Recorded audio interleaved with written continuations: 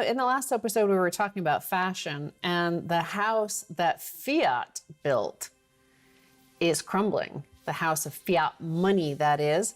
And you can tell that in what Max finally convinced Jamie Dimon here, Bitcoin price could 10x in the next 5 years, says Jamie Dimon, CEO of JP Morgan Chase. Of course, you and I have covered him for years here, even before Bitcoin, about the shenanigans going on at, if you can call it that, shenanigans, we'll say it politely, at JP Morgan. But he was dissing Bitcoin in 2013, 2014, 2015, 2016, 2017, 2018, 2019, 2020, and now in 2021. As you predicted, he capitulated, and he's saying, hey, Bitcoin's going to 10x in the next 5 years. Yep. Jamie Dimon was critical of Bitcoin starting when it was at $200 a coin. It's now around $45,000 a coin. It's heading, as he points out, 10x from here. So he's looking for up to 450 to 500,000 a coin. And I've been telling you for years, I had this recurring dream about Jamie Dimon. He would be coming toward me at a deserted mansion in the Hamptons. And for years, he just got closer and closer. And then finally this week, he was in view. He was there on the floor weeping and sobbing and begging forgiveness. And like a good Bitcoiner, I forgive Jamie. And now he's one of us. He's now a Bitcoiner. I said the house that fiat money built is crumbling, and we see that all over the place. We've covered that in the United Kingdom, the gasoline, the petrol prices. All prices are rising across the UK, across Europe, across America, and we're starting to see shortages. A lot of it, the shortages of goods and services are caused by the shortage of workers who don't want to work anymore, but also who haven't been able to be trained because of everything being locked down for nearly 2 years now. We're heading to the second year anyway. One thing I could say about why in this sort of situation we might see Jamie Dimon going towards Bitcoin is that he sees the house of fiat money crumbling, right? And you could see that the Fed speak, how you have Fed speak that's obfuscating all their money printing and the covering up of the crimes. Well, it's starting to meet pleb speak. So here's one thing that why Jamie Dimon might want some unconfiscatable wealth is the mood, the mindset. We're always talking about the mindset, the inflationary mindset. Well, part of that is this sort of headline: Berlin votes to target corporate landlords, socialize 250,000 apartments. This was a non-binding vote, but it shows you the mood of the people. About 60% of Berlin voted to basically seize 250,000 apartments from big corporate landlords, those who owned more than 3,000 apartments. They voted non-binding, but that they wanted to seize these properties and socialize them, give them to the people. Right. As you mentioned, Bitcoin is unconfiscatable. Imagine if Marie Antoinette had Bitcoin. She may have not lost her head. And that's what Jamie Dimon's thinking about right now. But the people in Berlin are facing this huge confiscation of property. Property can be confiscated. Gold can be confiscated. Silver can be confiscated. All the money at your bank can be confiscated. All these things have been, are, and will be confiscated. There's only one asset guaranteed to increase purchasing power over time that's unconfiscatable, and that's Bitcoin. And it's great for people who just want to get some wealth for the first time in their lives, like the folks in El Salvador who are putting away 10, 20 bucks at a time. This is the first time they've had unconfiscatable hard money. Or you're Jamie Dimon and you're trying to, hightail it out of Dodge before the pitchforks and guillotines show up. Either one, you're both welcome to join the Bitcoin revolution. Right. So, where we saw an exodus of Bitcoin and Bitcoin miners was from China. And now part of it was having to do with them shutting down miners because they said about electricity and electricity costs. Well, here's a headline which does not bode well for the money printers in the West, because part of what we've been doing, and we've been living off of debt, derivatives, piled on top of that debt, piled on top of our fiat currency rails, and more Fed speak, more and more Fed printing. Now the Treasury is printing, the government is printing.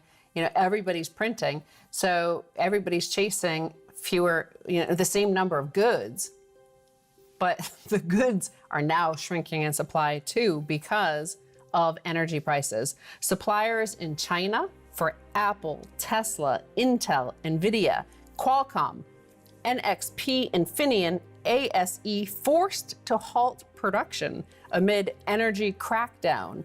The everything shortage keeps promising to keep getting worse. Amid China's many crackdowns is a crackdown on energy consumption, motivated by a slew of reasons, including, most pressingly, spiking prices for coal and natural gas, particularly liquefied natural gas. China is the second largest importer of LNG behind Japan.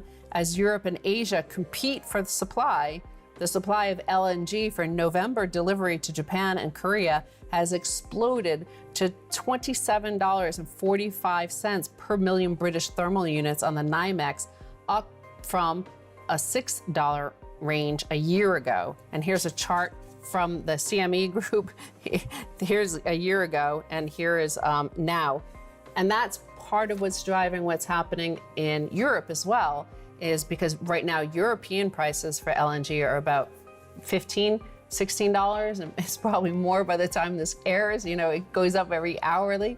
So all the LNG, is going to Asia instead, because they're paying over $27 for their natural gas there. So, Europe had decided to go like on the open market, free market, free competition.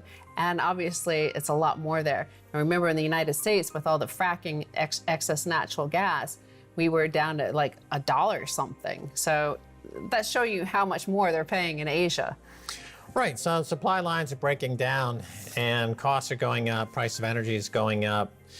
This has something to do, let's call it inertia, right? So inertia, the law of inertia, things that rest at a stop tend to rest at a stop. Things in motion tend to be in motion, continue in motion.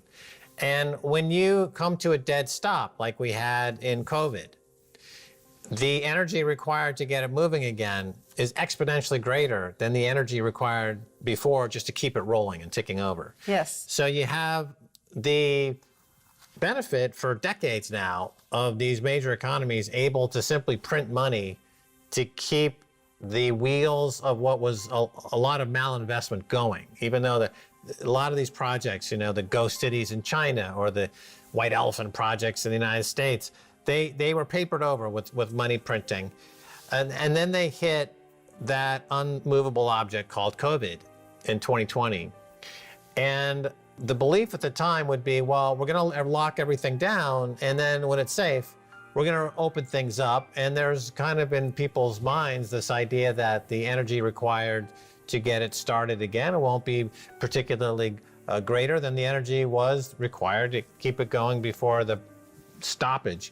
But that's completely false. The energy required to get these systems going again is exponentially greater than the energy required to keep them going. In many cases, these supply lines are going to have to be rebuilt from scratch. Absolutely. I mean, look at the airline industry to get, or to look at the trucking industry as it relates to energy. It takes 6 months to train somebody to drive one of those trucks. So if you lose all those drivers for various reasons due to money printing, you can't simply turn the switch and get drivers back on. You have a 6-month window that you absolutely have to respect. That's going to cause problems. Just like you can't make 12-year-old scotch in anything less than 12 years. That's one of the facts. That's a truism in the 12-year scotch business. If you have drivers that require 6 months of training before they can drive a gas rig, you can't. That's what it requires. So if you pull the plug on it, now to start it up again, they're finding that they don't have the energy. It's not available at any price. And what's happening to the price? It's going up. And by the way, all the money they printed is still sloshing around, and that's causing inflation. And so systemically speaking, this is the Jim Rickards moment that he spoke about, that snowflake on the mountainside that starts the avalanche. He's a systems analyst, Jim Rickards. He's written many books, look him up. And I think this is the avalanche. This could be the avalanche, and you know, it is the house of that fiat money built is crumbling. And it's interesting that, you know, if you look at it, the globalized economy built on top of geopolitics. Now, geopolitics is based around mutually assured destruction. That's how it keeps it a consensus model on the politics stage. It is like not of mutual cooperation, but mutual destruction. We will kill each other. On top of this, that geopolitics, you built this economy that we didn't even realize was mutually assured destruction happening, that one piece goes and the whole thing falls apart. I mean, it's kind of tied to what Warren Buffett said about the weapons of mass financial destruction that are, you know, is the spaghetti tying all of this globalized system together. And now we're seeing that because of COVID and the supply chain disruptions and the disruptions to the education system, not only for children and young people, but also for universities and for, you know, the sort of schools and training programs that teach the plumbers, the people who maintain the electric grid, or the people who maintain the supply grid, the logistics grid. If those new people aren't coming online because they haven't been trained for the last year and a half, we're nearing 2 years now, you know, what are you going to do? Some people say, let's go to India, right? Well, India's massive fleet of coal plants are running dangerously low on stockpiles, which may force the nation to buy expensive shipments of the fuel or else risk blackouts. They may have to buy expensive shipments of the fuel.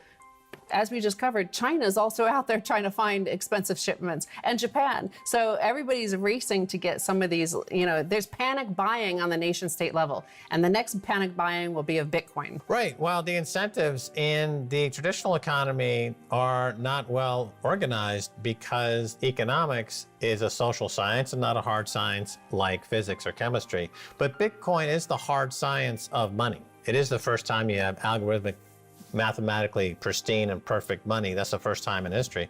And that's why all of this cash sloshing around the system, and there's hundreds of trillions of dollars, it's going to all find its way into Bitcoin. And that's how you get to well over $10 million of Bitcoin.